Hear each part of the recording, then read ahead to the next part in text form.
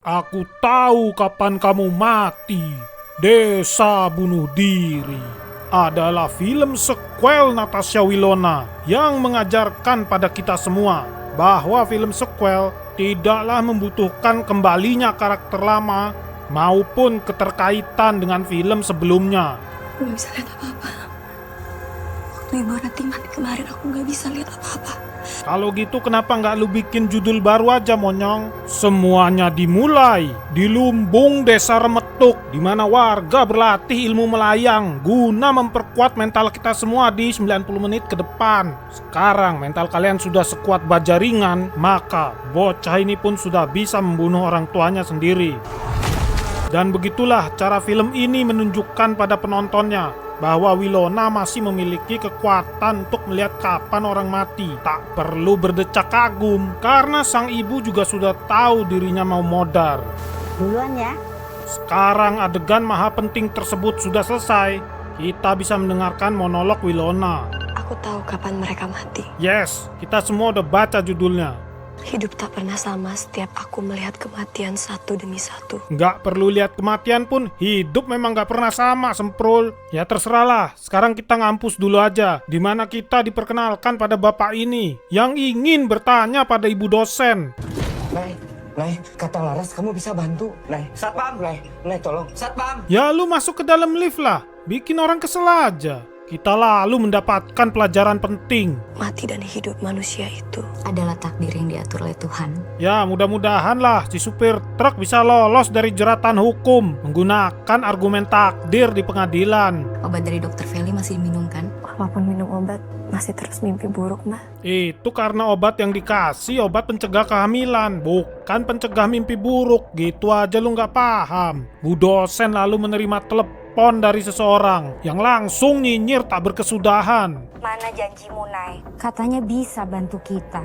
Kamu egois. Ya kalau lu mau dibantu nggak usah nyinyir. Kamu pikir kamu bisa lari dari kematian? Pakai ngancem segala lagi. Mati aja lu. Kita lalu disajikan dengan adegan klasik adu tatapan antara dua sejoli yang saling jatuh cinta.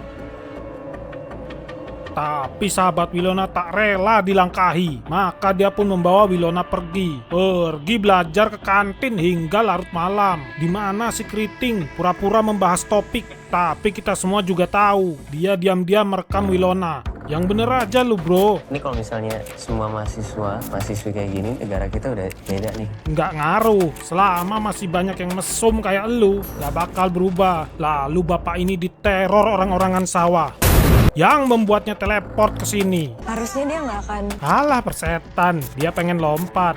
Karena ketololan bapak tersebut mau tak mau kampus ditutup. Mbak Naya ada? Mbak Naya kan cuti. Dan Bu dosen harus pulang kampung. Wilona dan kawan-kawan pun menyusulnya ke desa Remetuk, di mana mereka disambut dengan ramah tamah yang merupakan ciri khas warga pedesaan. Ini bukan tempat wisata. Penduduk sini punya aturan. Persetan dengan aturan kampungan lu. Lu nggak kenal mega bintang superstar ibu kota. Sebagai permintaan maaf, warga menunjukkan aksi debus kepada rombongan Wilona.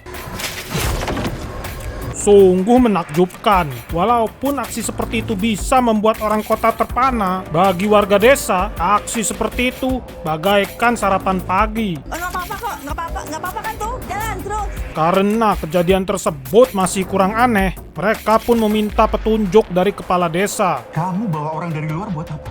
Mau menunjukkan kalau kamu itu lebih tahu dari kita, gitu? Dia dosen, sementara lu cuman kades. Semua orang juga tahu siapa yang pengetahuannya lebih luas. Kalau lu nggak percaya, lihat aja hasil produk didikan dia. Emang bunuh diri bisa menular? Pertanyaan-pertanyaan kritis seperti itulah yang kelak akan membuat negeri ini semakin di depan. Tidaknya Naya ada usaha. Naya kesini mau bantu, Pak. Kenapa nih bro jadi belain dia?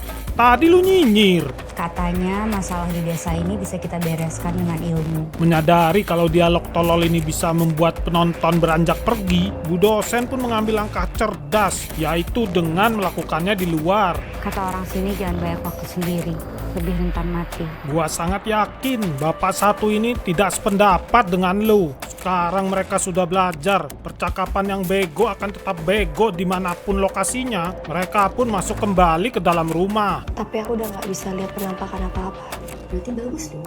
Bukannya itu sebuah berkah. Bu dosen, lu nggak baca judul filmnya ya? Gimana caranya? Film yang udah dimarketingin dengan karakter yang bisa lihat orang mati, ternyata isinya nggak bisa lihat orang mati. Dan lu bilang itu pertanda bagus. Pakai rumus apa lu bisa jadi dosen? Warga di sini sampai sekarang masih takut kematian. Warga di tempat lain ya juga takut. Apa maksudnya coba percakapan ini?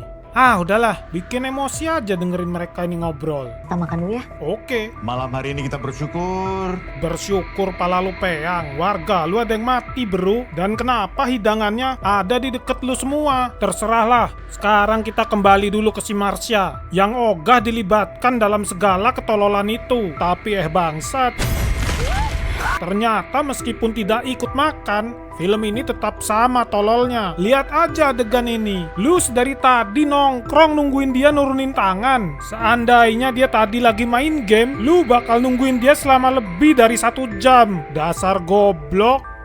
Setelah makan malam, kita semua mendapatkan pencerahan. Mengapa desa Remetuk menjadi desa terkutuk? Dari kakek, buyut, semua cuma bisa pura-pura nggak ada yang salah. Buat apa jadi kepala desa? Kalau kades lu turun-temurun kerjanya nggak becus, kenapa lu milih dia terus? Esoknya, di saat desa sedang berpesta, nenek ini meninggal diserang stroke yang membuat rombongan Wilona terpecah belah. Jangan tanya kenapa, pokoknya begitulah hasilnya. Lo egois nggak? Semua salah lo. Gue ngikutin lo kesini karena cuma pengen jadi temen lo. Jadi selama ini lu bukan temennya? Ya terserahlah, intinya mereka mencoba kabur dari desa. Anak-anak itu sudah menginjak tanah di sini. Mereka tidak bisa keluar lagi dari sini. Alah bacot, ini si Beru keluar-keluar aja. Bahkan si Bu dosen bertahun-tahun. Namun di tengah jalan Marsha teringat bahwa mereka belum pamit dan lupa membawa barang-barangnya. Sehingga mereka kembali ke desa. Di mana si kacamata mengetahui suatu rahasia besar bahwa sebenarnya si nenek tidak meninggal karena stroke. Meskipun itu bisa dianggap sebagai penemuan terbesar abad ini, entah mengapa dia tidak pernah menceritakannya kepada siapapun. Yang bener aja lu bro, sudah 1 jam film berjalan namun progres masih belum jelas. Maka seperti biasa, kita perlu sosok orang tua misterius yang tahu segalanya. Tanah kami tidak selalu sesubur sekarang. Pada dahulu kala, seorang gadis ditumbalkan agar tanah menjadi subur. Sang ibu yang tidak terima mengubah anaknya menjadi setan untuk membalas dendam. Kenapa nggak lu aja yang balas dendam, babi? Kenapa malah nyuruh-nyuruh anak lu yang udah mati? Inilah contoh orang tua yang durhaka pada anaknya. Hanya orang yang takut akan mati yang bisa melihat dia. Ya berarti semua orang bisa lihat dia. Maksud lu apa sih, Cong? Kami semua membutuhkan orang seperti kamu. Oke, apa kata lu lah. Kita lihat ntar gimana hasilnya. Sekembalinya dari rumah Pak Tua, si setan membuat Wilona overdosis. Tamat sudah riwayat Wilona di desa Remetuk. Tak perlu khawatir, karena sahabat Wilona adalah ahli medis terkemuka di dunia. Mereka tahu pasti apa yang harus dilakukan ketika orang overdosis. Berikan sedikit pijatan ringan di area pundak, maka korban pun selamat. Kejeniusan mahasiswa-mahasiswi seperti inilah yang kelak akan mewujudkan Indonesia emas di tahun 20.450. Sekarang kita disuguhi dengan jogetan poco-poco versi Remetuk yang langsung diprotes keras oleh Marsha. Semua salah kalian. Oh iya jelas bukan. Lu baca gak sih skripnya? Semua ini salah mak-mak toksik ini. Lalu ada adegan Wilona yang mencoba menyelamatkan temannya yang sedang mencekik dirinya sendiri. Bagaimana cara dia menolongnya? Yaitu hanya dengan berbicara dengannya. Yo, gue tahu lo dengar suara gue. Gue gak mau kehilangan lo, Yo. Gimana caranya itu jadi konklusi dari adegan ini? Ketika kita semua ditunjukkan bahwa sebenarnya yang mencekik dia adalah si setan. Ya terserahlah, yang penting nih film udah mau kelar. Untuk mengakhiri film ini, si bapak misterius pun datang menghadap kepala desa. Kamu dan keluargamu penyebab ini semua. Kalimat tersebut sangat menohok kepala desa, hingga ia mengambil langkah ekstrim dan membakar dirinya sendiri untuk mengakhiri kutukan desa Remetuk. Pengorbanan Pak Kades membuka mata banyak orang. Yang pertama adalah mata penonton, yang menjadi sadar kalau bapak ini hanyalah pembual. Kami semua membutuhkan orang seperti kamu. Bukan saja Winona sama sekali tidak membantu menyelesaikan satu masalah pun di Desa Remetuk, bisa dikatakan tokohnya sama sekali nggak ada gunanya di film ini. Yang kedua adalah Mata Marsha, yang ogah untuk kembali dilibatkan apabila produser masih ingin memproduksi sequel film ini. Sekarang mata masyarakat sudah terbuka, film pun bisa berakhir.